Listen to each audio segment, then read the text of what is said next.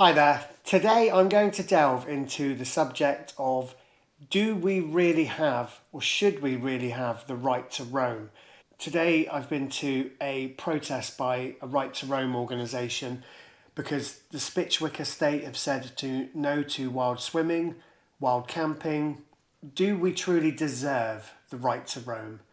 Now, I drove over there today fully supporting this right to roam movement. I wild swim, I wild camp. The restriction isn't aimed at people like me because I avoid the really busy places.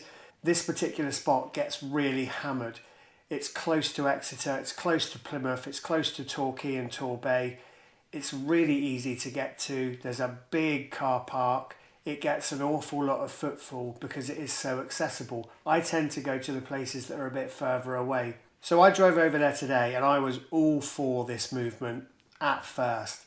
And then I started filming and I came across piles of dog poo in bags that had just been left on the track, discarded clothing, a box full of beer bottles and food and all sorts of different waste, cans, plastic.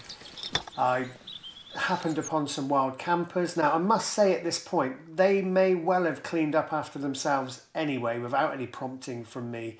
But I did give them some prompting and told them there was a whole load of protesters coming down, to which I was filming, but I wasn't filming, pointing it in their faces. And their campsite was utter carnage. It was about 9:30 in the morning.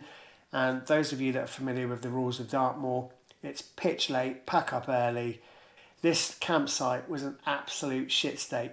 The guys themselves were absolutely lovely. They were polite, friendly, and they cleaned up everything except the scorch mark, which in their defence was probably there before they got there and they were reusing it. Well, you only know what you know. You don't know what you don't know. And I started to think to myself, if I was this landowner, would I put up with this? And the answer is no, I would not put up with it. One of the wild swimmers I spoke to said to me, and it was a really valid point, and I wonder if you share this point.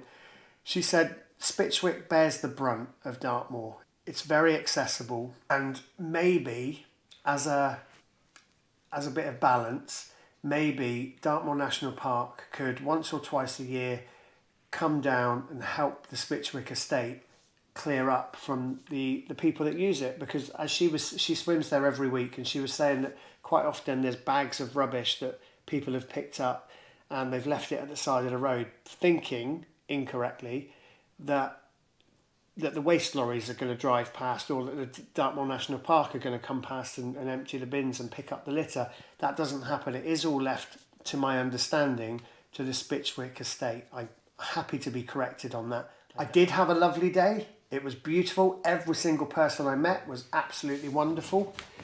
I had 2 lovely swims, one on my own, and I was blessed with a kingfisher flyby. We saw a freshwater eel, trout, loads of birds, loads of fish. It is stunning, but would I put up with, or would you put up with someone doing that on your land? And it's not just someone. And if we say we have the right to roam, do we have to include the idiots in we? And I think we do, because how do we say you have the right to roam, you don't have the right to roam?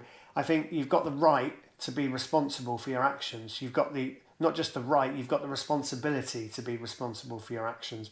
And sadly, a massive part of society just cannot do that. We saw that in lockdown with Belvoir and all those lovely spots on Dartmoor that were just inundated with fire, scorch marks, barbecue marks, human feces.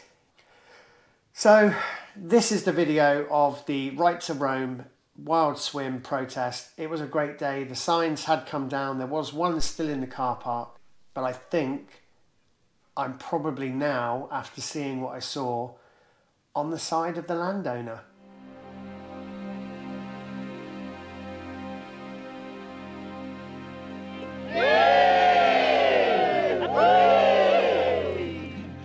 This is our river.